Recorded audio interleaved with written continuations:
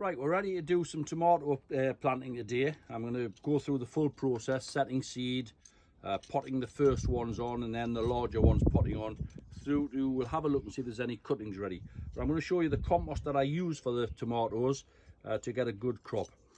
It does pay to buy a decent compost because it will benefit your final outcome.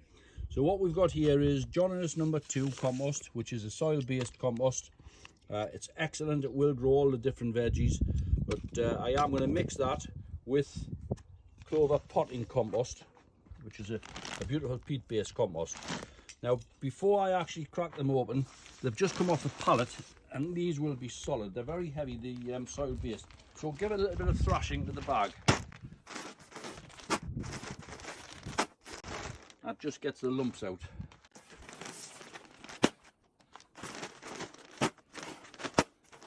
It will be compacted because it's been on a pallet. I've already given this one a little bit of thrashing. Right, this is a large wheelbarrow that I use. I use it for mixing compost in. It holds 150 litres, so it's ideal for this. It's a 75 litre bag.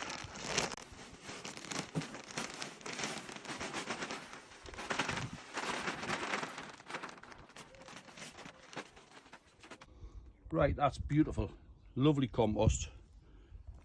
It is peat based. It has a tiny little bit perlite in it. That's the white. It has a wetting agent in. It's a lovely compost, but it's a little bit light just for tomatoes, so I will add the John's, which I've just mentioned.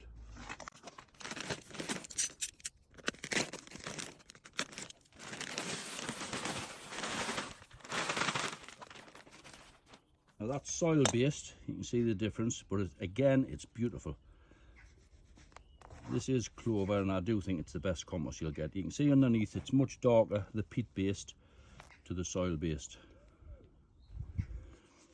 It's taking most of the lumps out. You'll still get an odd lump in, just crush them up with your hand, it breaks down beautiful. Now I like a little bit more soil in than that, so I am going to put a second bag of John's in.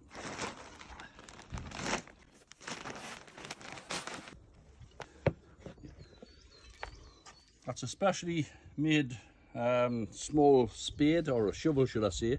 It's ideal for mixing compost with. It's great, especially in the barrel like this.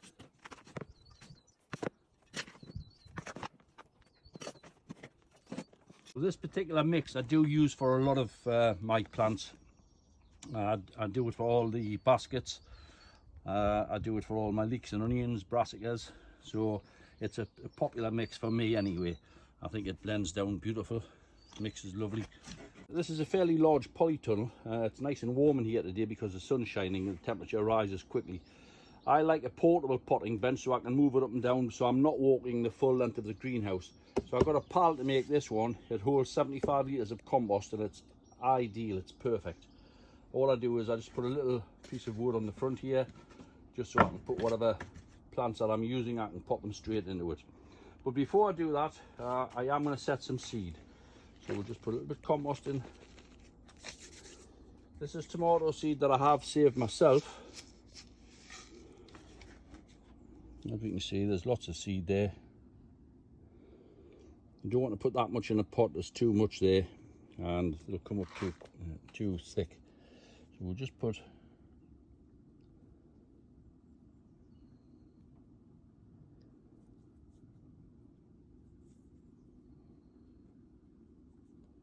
I should just be putting one seed in, they're sticking together, but as they germinate I'll separate them.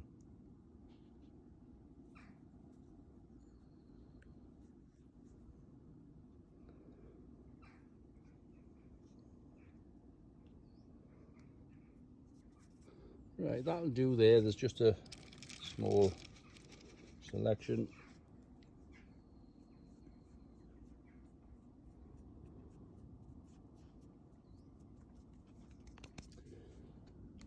Once you've got it in like that, it does need to be covered. You can either use your compost or you can use a vermiculite.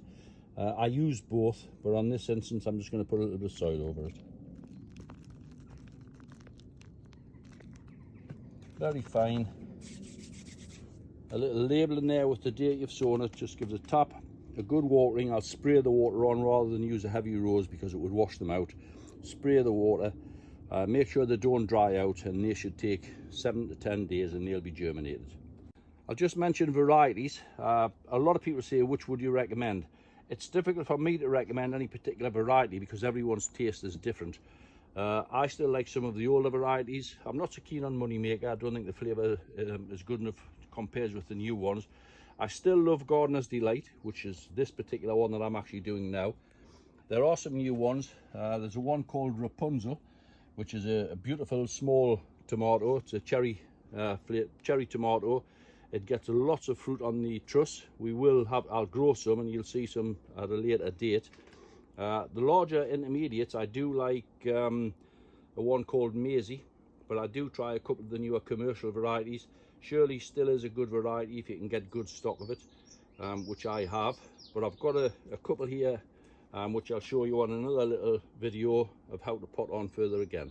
Right, from the last ones that we had, where we were just putting seedlings into pots, the seedlings were put into a 9 centimetre pot. These were some that I put into 1 litre pots. This is 11 centimetre square. It's in exactly the same compost mix, and it's made a super plant ready to be potted on again. We're going to show the potting on process. I'm moving up into a 3 litre pot. Just a scoop of compost in the bottom. Nice roots on there.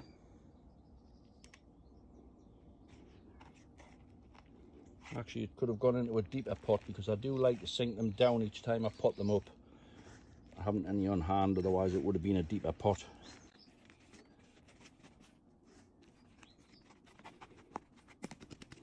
That's all it takes. Obviously at this stage you would need a little cane in as a support because it will start to get top heavy. Now, they're not quite ready to take cuttings yet, but if we look at the leaf axis here, in between each one you see a young plant growing. These need to be removed, otherwise you end up with just a massive bush with not a lot of fruit. So we do remove these. I'll just remove the bottom ones. I'll discard those, but I'll come back probably in a week's time and these will be ready to take as cuttings.